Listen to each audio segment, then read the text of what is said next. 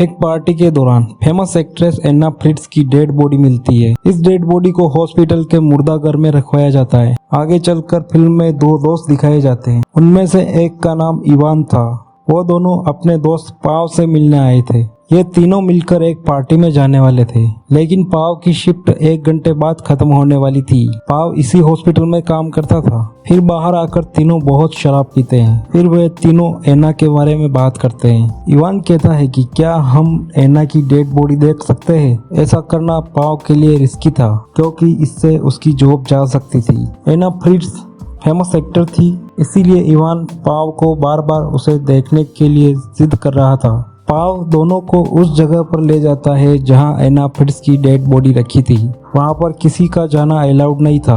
पाव एना की dead body के पास ले जाकर एना पर ढके हुए कपड़े को हटाता है। एना वाकई में बहुत खूबसूरत थी, जिसे देखकर इवान को रहा नहीं गया और वो कपड़े को और नीचे तक हटा देता है। इवान के दोनों फ्रेंड को ये सब अच्छा नहीं लगता है। अब इवान बॉडी के गलत पार्ट्स को छूने लगता है। वो उसे छूकर पागल हो जाता है। वो अपने दोस्तों को भी ऐसा करने के लिए कहता है। दूसरा दोस्त भी उसे छूता है। इवान अपनी सारी हदें पार कर देता है। वो पाव को कहता है कि वो एक बार एन्ना के साथ इंटीमेट होना चाहता है, लेकिन ये सब उसके दूसरे दोस्त को पसंद नहीं होता है। लेकिन इवान अपनी जिद पर अड़ गया कि चाहे कुछ भी हो जाए वो एक बार एन्ना से जरूर इंटीमेट होगा। उसे लगता है कि इसके बाद उसे ऐसी खूबसूरत लड़की नहीं मिलेगी। इधर पाव कहता है कि मैं इसके साथ एक बार इंटीमेट हो चुका हूँ, लेकिन उनका दूसरा फ्रेंड ऐसा नहीं चाहता। पर लंगोटे यार होने के कारण वो आखिर में मान जाता है। थोड़ी देर बाद तीनों ड्रग्स लेते हैं। दो दोस्त दूसरे कमरे में चले जाते हैं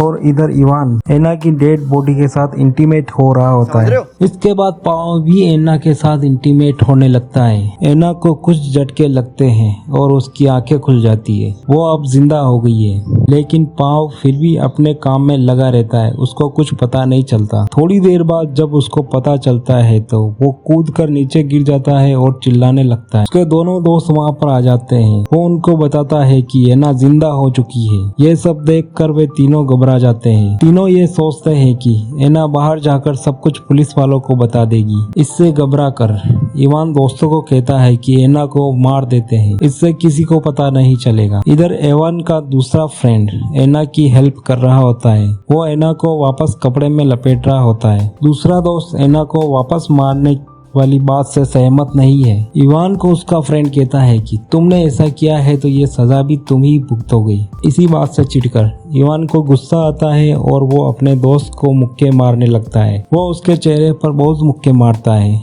जिससे उसका दोस्त नीचे गिर जाता है। तभी पाव वहां पर आ जाता है और उन दोनों को अलग करता है। लेकिन तभी इवान को रियलाइज होता है कि मैंने अपने फ्रेंड को बहुत मारा है, जिसकी वजह से उसके सर से काफी खून बह रहा है। वो दोनों उसकी मरहम पट्टी करने वाले होते हैं। इवान और पाव मिलकर अपने फ्रेंड को एक कमरे में ले जाते हैं। ये सब एना भी देख रही होती है। उसके हाथ पांव नहीं हिलने की वजह से वो कुछ भी नहीं कर पाती। वो एना को भी उसी कमरे में ले जाते हैं। तभी पाव अपने कपड़े चेंज कर लेता है। वहाँ पर पाव का कलीग वापस आ जाता है। एना चिल्लाने ही वाली होती है कि इवान उसके मुंह पर हाथ रख देता है। पाव का कलीग वहाँ से वापस चला जाता है। इधर इवान का दोस्त बिल्कुल भी सांस नहीं ले रहा होता है। वो बेजान सा पड़ा होता है। तभी एना इवान को कहती है कि वो अब मर चुका है। पाव भी वहाँ पर आ जाता है। इवान पाव को तसल्ली देता है कि इसमें हमारा कोई कसूर नहीं है, ये सब एक एक्सीडेंट था। तभी एना उनको कहती है कि इन सब की वजह से तुम्हें जेल होगी। तभी इवान एना को शटअप कहकर उसका मुंह बंद कर देता है। इवान पाव को लेकर बाहर आता है और कहता है कि अगर हम पकड़े गए तो हमारा फ्यूचर खराब हो जाएगा। वो कहता है कि हमें अपने फ्रेंड को कहीं छिपाना होगा और एना फ्रीज को भी मारना होगा। उधर एना कोशिश करके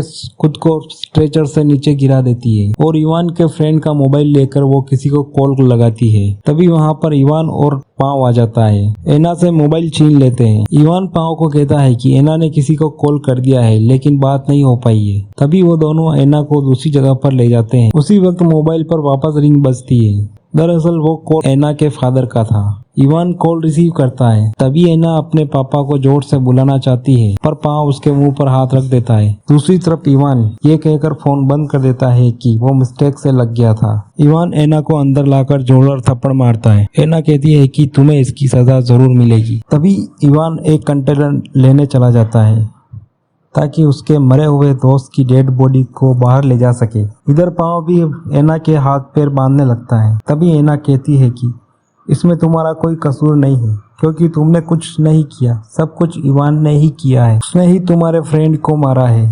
तब पाँव कहता है कि हाँ ये सब ठीक है, पर वो एक एक्सीडेंट था। तब एना उसको बताती है कि ऐसा नहीं है, जब तुम अपने कलीग के साथ बाहर गए थे तो इवान ने तुम्हारे दोस्त को गला घोट कर मार दिया। इवान इसके बारे में सोचने लगता है, फिर वो एना के मुंह पर पट्टी लगा देता है। थोड़ी देर बाद एना मौके का फायदा उठाकर स्ट्रेचर से गिरकर बाहर आ जाती है। इवान तभी कंटेनर लेकर आ जाता है। पाँव वहां पर फैले हुए खून को साफ कर रहा था। इवान उसको बताता है कि एना वहां से भाग चुकी है। तब वो दोनों एना को ढूंढने लगते हैं। एना किसी तरह अपने आप को घसीटकर एक लिफ्ट में आ जाती है। लिफ्ट बंद होने ही वाली थी कि वहां पर इवान आ जाता है और लिफ्ट को रोक देता है। वो एना को वापस घसीटकर कमरे में ले जाता है।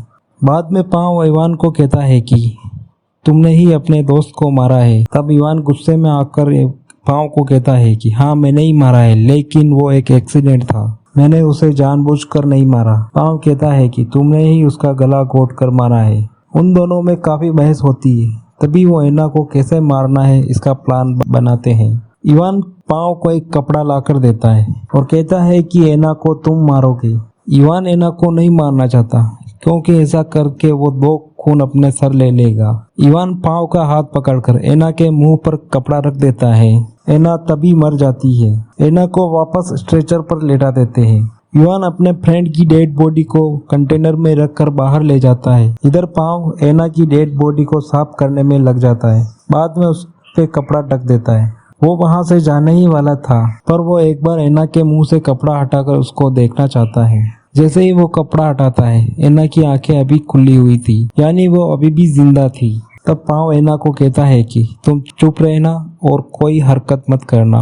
अब एना वापस जिंदा कैसे हो गई? तो कहानी में जब पाँव एना के हाथ पाँव बांध रहा होता है, तब इन दोनों में डील होती है कि एना मरने की एक्टिंग करेगी। इवान भी वहां पर आ जाता है।